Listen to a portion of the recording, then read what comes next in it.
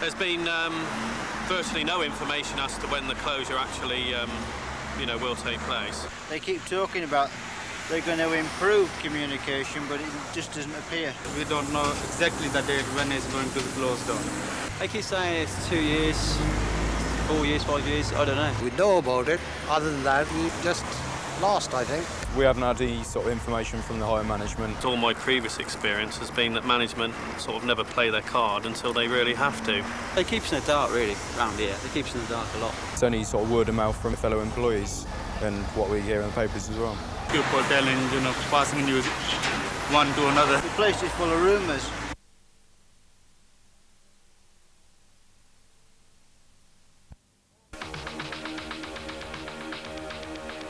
When I first started working at Austin Rover, sort of 8 years ago, I worked on the SD1. The job I did, we sort of worked very hard. In fact, I used to run from car to car, but we all enjoyed it. When I worked in college as a scout, I never took home more than £19, 10 shillings a week, although we only had 1/2 day off a week. I went to Austin Rover. I was taking home just over £100 a week, and I was having Saturdays and Sundays free to myself. I thought I was a millionaire. It was hard work on the lines. You never stopped until the hooter goes or whatever. Doing the same thing every day, hour after hour, week after week, probably just putting nuts and bolts on. It was monotonous, but to give a fair balance, we got good money in those days. That's all gone now, I think. Not only wages, but the whole temperament, the factory itself. After the SD1 finished, they got this new breed of management in, and it just wasn't the same sort of atmosphere at all. I've been engaged 4.5 years in the army in the war against Hitler fascism. He came out of the army and we expected after the war had finished that we were going to build a future here in Oxford. And the only way to build a future in Oxford was to organise the workforce into a strong trade union and ensure that by building a strong trade union movement, we would get better conditions and better wages. I know many people personally whose fathers came down during the Depression. One in particular actually cycled down all the way from Manchester, found there was work at the factory, went back home, got his brother, and they all moved down. Other people I have known, stories about people walking all the way from Wales. People came to Oxford and they gave their working life to the car factory. And what have they got now? In 1988, Austin Rover was sold to British Aerospace as part of the government's privatisation programme. In July of that year, it was announced that the Southworks in Cowley would close in the early 1990s. In November 1989, the announcement came that Northworks was to close as well. This programme is a response to a threat that puts jobs and people's futures on the line.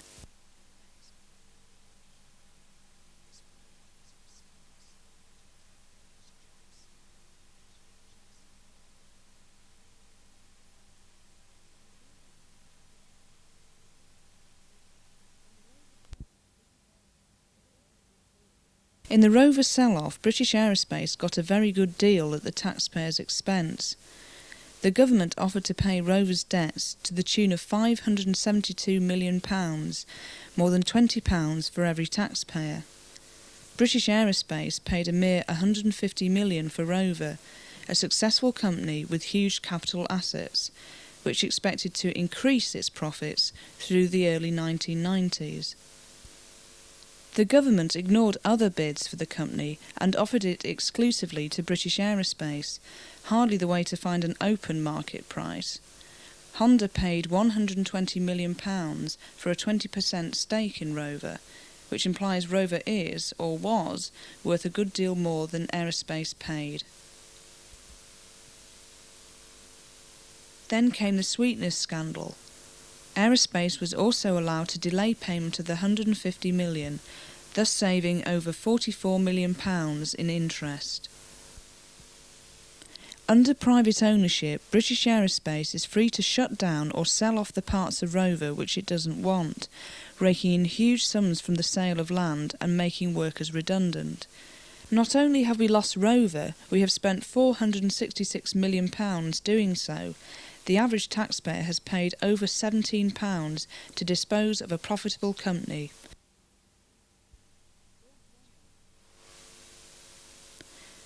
Lord Young argued that the sale of Rover under these terms was necessary to save jobs in manufacturing. When British Aerospace took over Austin Rover, everybody breathed a sigh of relief. They thought their jobs would be safe. That turned out to be a joke. Since Aerospace have taken over, they've refused to meet with the City Council, they refused to meet properly with the unions, and they've absolutely refused point blank to meet with the community. As time passed, we became aware of what was really a sellout as far as the workers up there were concerned. It looks very much as if all they're interested in is selling anything and anything they can get money for and getting out, leaving people around here with very, very little indeed.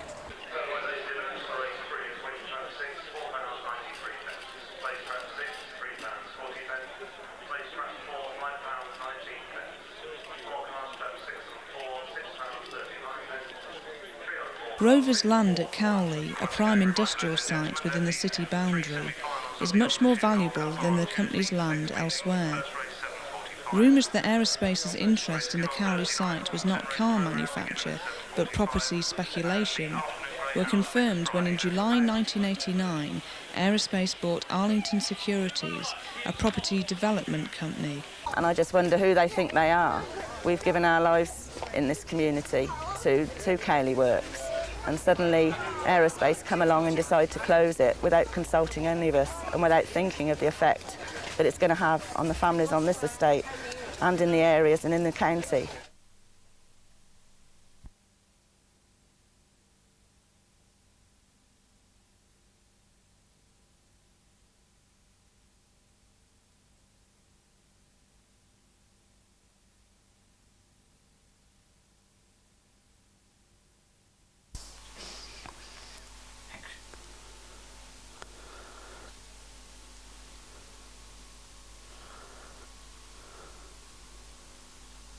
Dear Mr. Mann, with immediate effect, the company is making voluntary severance available to all employees on a selective basis.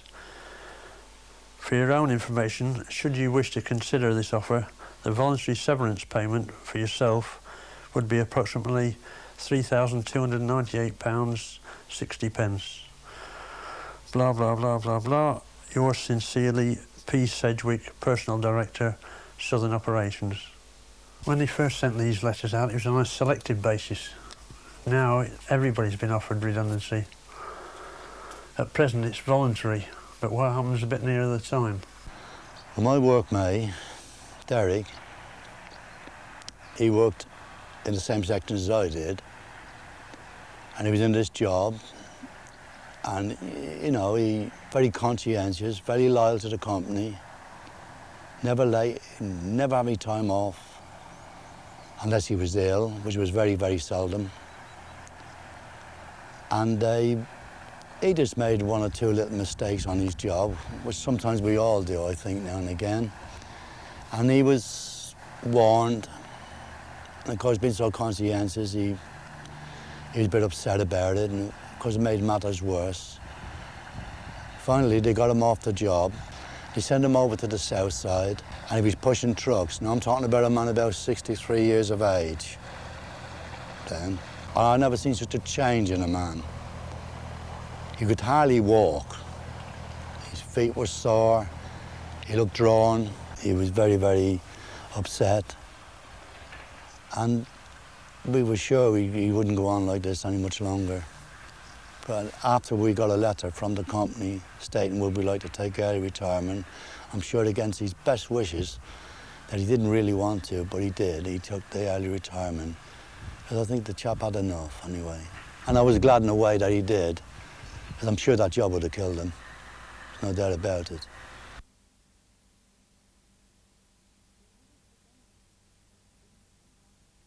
The average redundancy payment has been between £9,000 and £10,000, or less than a year's wage. While not large, a lump sum payment of this size is nevertheless likely to reduce significantly people's entitlement to benefits.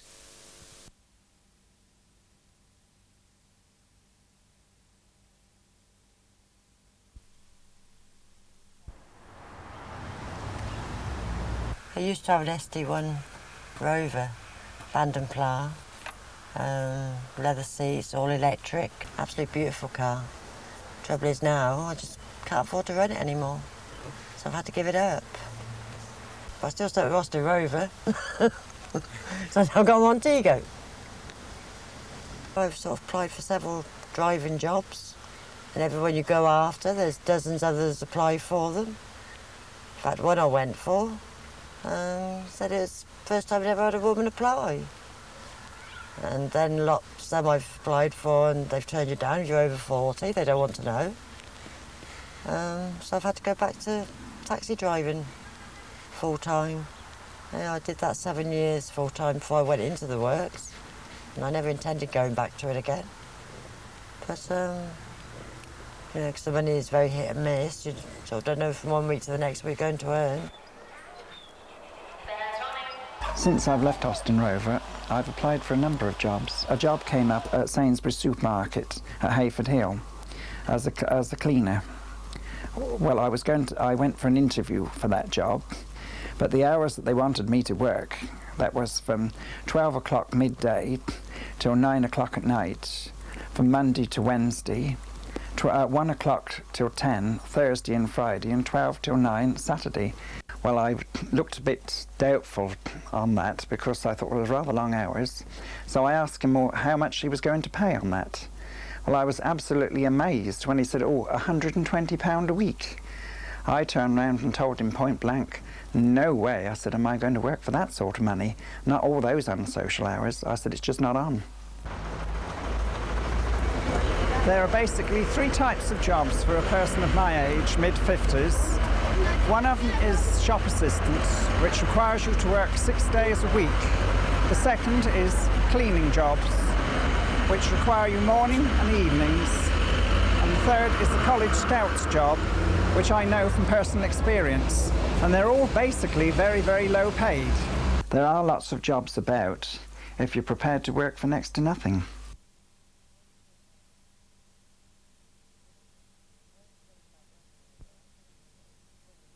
One of the things about working in the works was that women got equal pay for doing equal job with the men. What most women will find when they come out of the car plant is that outside the pay is far less, it's non-union, insecure, and a lot of it's part-time.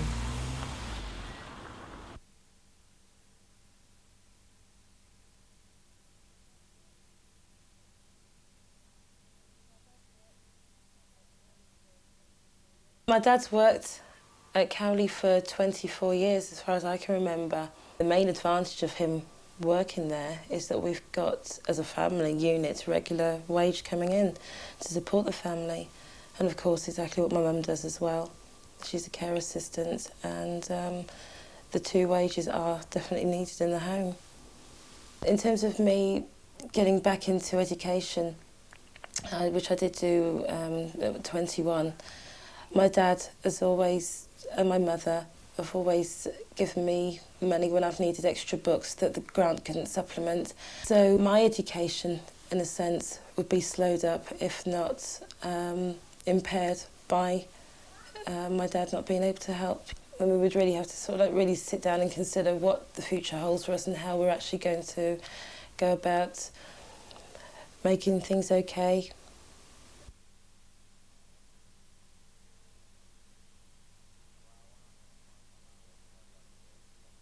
Well, when I finish my apprenticeship, I'd like to obviously stay here and do it because the wages are really good. If it closes down, I won't be able to, but if I can, then I'll stay. My name is Kevin Fulham. I worked at Austin Rover for 6.5 years, and I left October last year. When you've gone into the car plant at 18 or something, around about that age, because you go in there, you've got promise of really good money, sort of nice social life. And you're in there for 6 or 7 years, you get disillusioned and bored with it. And then you come out and you're basically 6 or 7 years behind everybody else. And somebody who's going to hire somebody who's wants a fully qualified electrician, he's going to go for the 18-year-old because they get his money's worth out of him than the 26-year-old.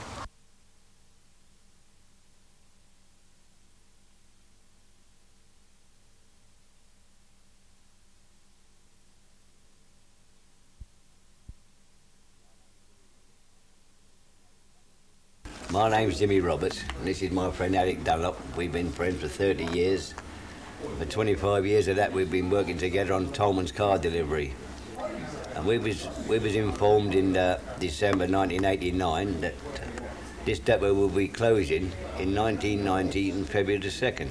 Many of the car delivery drivers have been delivering the cars for over 40 years. There was no need for them to be without the work because the factory is still operating and the cars are still being delivered by other firms.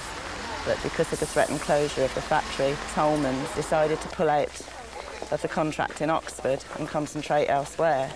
I'll be 59 in January and I can't see any possibilities of getting a job, equivalent money, anywhere. A lot of people don't know when you're 50, they're about 62, but I just thought I was slung out in a scrap heap. Simple as that. We've had to try and work our finances down to a third of the money he was getting before. Like I said, I was working with Tom for 25 years, well, 24 years and 10 months to be exact, and I really thought, when I did finish up, that they were giving me gold watch, but I didn't even get that. It was a hell of a come down to me. I've been used to a good standard of living, which we're not getting now. This is turned with a beer as well. As usual. Go home with my dinner now. Yeah. Have a kip this afternoon. You're going to sound like bloody last of the summer wine here. Well, I'm Bob Fryer. I worked at the plant for nearly 40 years.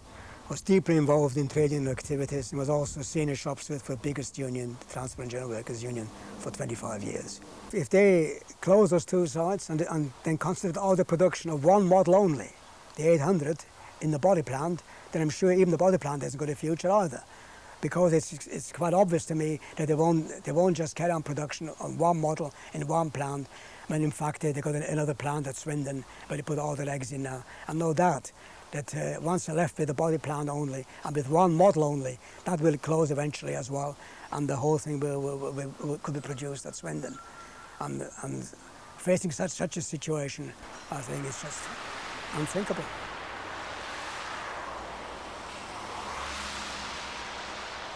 One thing it does sort of worry me doing taxiing, you know, because when that factory does close down, then the work on the taxis will really go right down. I know from doing it years before, whenever there's any trouble at the works, our work went nearly to zero.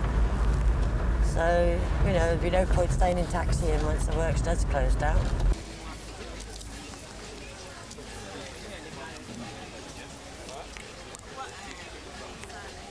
There are many small light industry in Oxford itself that supply Cayley Works, sheet metal, light bulbs, tyres, etc. And the knock-on effect goes on and on. Once they're out of work also, they won't be able to go to the shops to buy as much as they are now. They won't be able to come to places like this market or the dog track that's next because they won't have the money, and so eventually we'll see a dwindling economic population in the same way that's happened in Wales with the mines, and we will end up with a deserted city.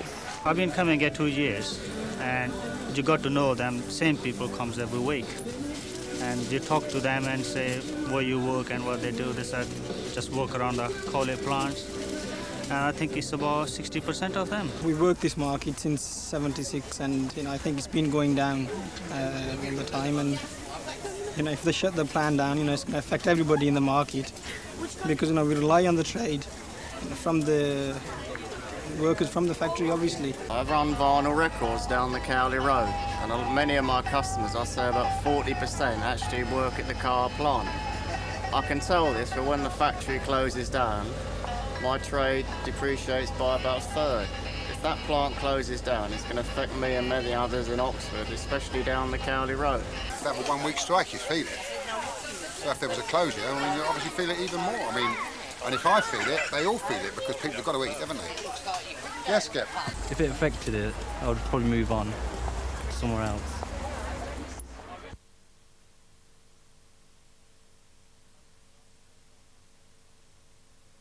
I will be unemployed, I can't get any job somewhere else, So might be I have to sell my house, live in the council house. Being in the council house ties us down because, well, nobody's going to want to swap with anybody from Oxford because half the job in Oxford will have gone anyway. And David, our son, has even more troubles. He's just bought a house of his own, just got married and had a baby. So they're completely reliant on a decent wage to live on.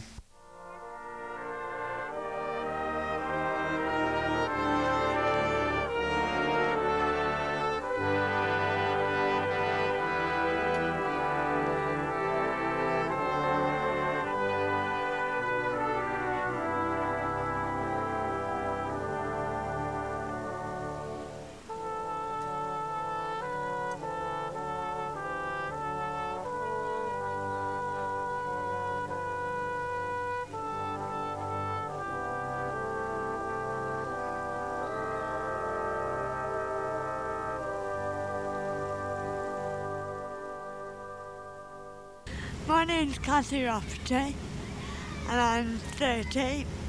I'm married to an Austin Rover worker who faces redundancy when the South Works closed. The immediate future for us is basically benefits until and if Roy can get another job. To outsiders, Oxford is a university town, when in fact Oxford is centred around Cowley Car Factory. That is where the young people who grew up here started their working life and thus enabled them to have a good quality of life with a decent wage. Once Cowley closes, what has happened to the young people up north will happen to our young people here. The implication of that is boredom. No money, no job, and plenty of street corners. I have a friend in Darlington, and she has seen all the heavy industry in her area close down over the years. She has also stood and watched as each of her children left school, went on a YTS, and then there was no work. They've then lived on benefit, got married on a benefit, and had her grandchildren on benefit.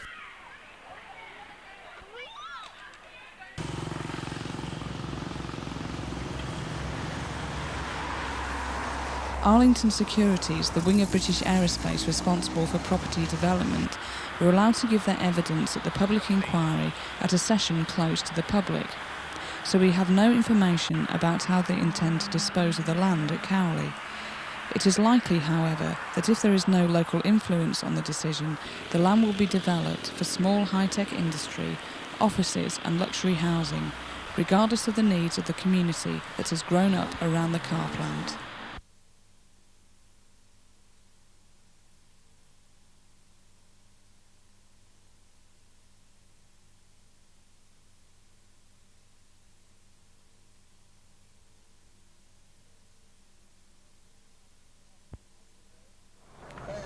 What the people in Oxford should be doing is all fighting and helping the people in the works to keep it open. If I had a free choice, I'd say bring back the nights at Cowley and take me back.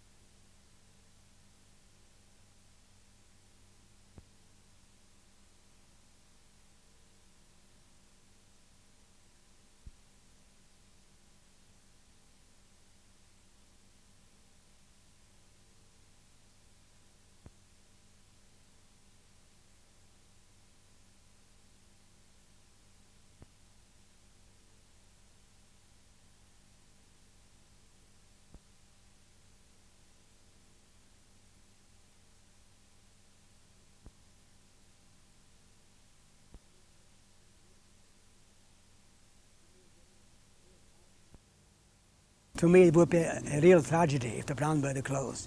Having spent 40 years of my working life fighting continuously for a good standard of living for all our people there, organising the people, ensuring that people are being treated with the respect and dignity which they deserve as work people. We've got to ensure that car production will carry on for the future of Oxford and all our children and grandchildren.